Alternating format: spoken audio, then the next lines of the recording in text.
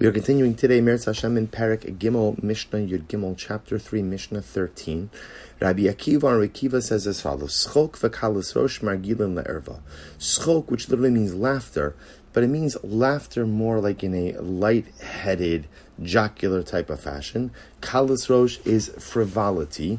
Margilin le'erva, cause a person to become immoral, or accustom one to immorality. Masor siyag l'Torah, so tradition, Masorah, is a fence protecting the Torah. Maisrus siag la'osher, giving meiser tithing, ultimately again is a way to safeguard your wealth, to protect your wealth.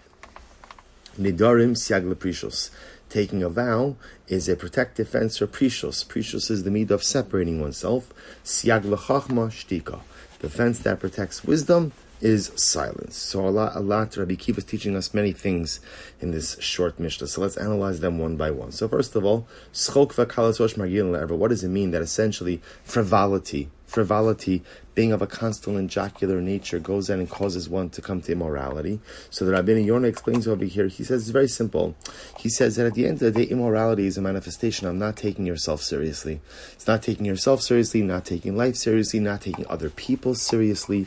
And therefore, if a person is living a constant and consistent life of schok and kalas rosh, just a frivolity, it's going to lead one to immorality. People who take themselves seriously, take their lives seriously, recognize that they're here on a mission and their life has a purpose, don't engage in immoral behavior, for it simply sidetracks and distracts from what I need to accomplish. Next, Masoras siag l'Torah. So Masorah, remember again, we're speaking about traditions. What does that mean? Masoras elu male v'chasar atam shemasucham tamideim. So here, the Rabbeinu Yonah gets into specifically, we know that there are certain words in the Torah that are written a certain way but read a different way. Certain words that are read a certain way but written a different way. A kri and a ksiv. So the Rabbeinu Yonah says that's what this is referring to over here, because this is a tradition passed down through the sages, through the Talmidei Chachamim, throughout the generations, how to read and how to interpret.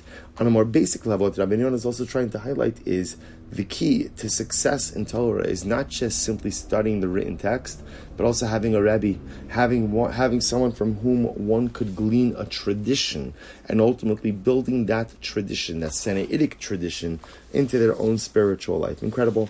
Maisrus siag la'osher. So literally tithing is a protective fence around wealth. So this one is pretty intuitive. This is the idea that, in life, we often think that when we give away money, when we give tzedakah, so there's less for me. There's less for me. In reality, there's nothing further from the truth. There is no guarantee that the wealth you have today, you will hold on to tomorrow. But yet, amazingly enough, whatever you give away for tzedakah, that merit is yours forever. That can never be taken from you. So it's quite a fascinating way to look at money. In addition, Rabbeinu Yonah explains that in general, the concept is that the more one gives, the more one gets. In fact, Rabbeinu Yonah points out that in general, we have a concept that you're not allowed to test HaKadosh Baruch Hu, right? You can't say, and when we say test him, person can't say, I'm going to do a mitzvah in order that HaKadosh Baruch Hu will give me X, or I'm going to behave in a certain way so HaKadosh Baruch Hu will give me Y. You're not allowed to do that. That's an infantile relationship with HaKadosh Baruch Hu. The one exception to this rule, interestingly enough, is tzedakah. Based on the pasuk aser to aser. So the Gemara darshans aser b'shvil shetit asher, tithe in order to become wealthy.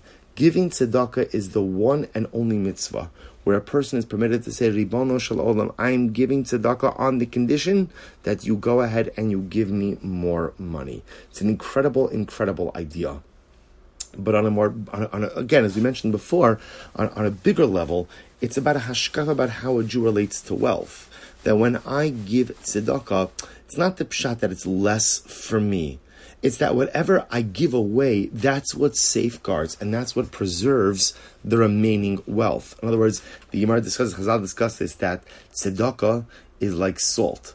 Right? You mix salt into food, right? You salt the food, it's a preservative. Salt, right? You salt something heavily, it preserves it. Tzedakah is like the salt of wealth. Give enough, do enough, and ultimately, again, it will preserve the wealth that you have. All right, Shkach, we'll stop over here for today. Wonderful to get back learning with everyone.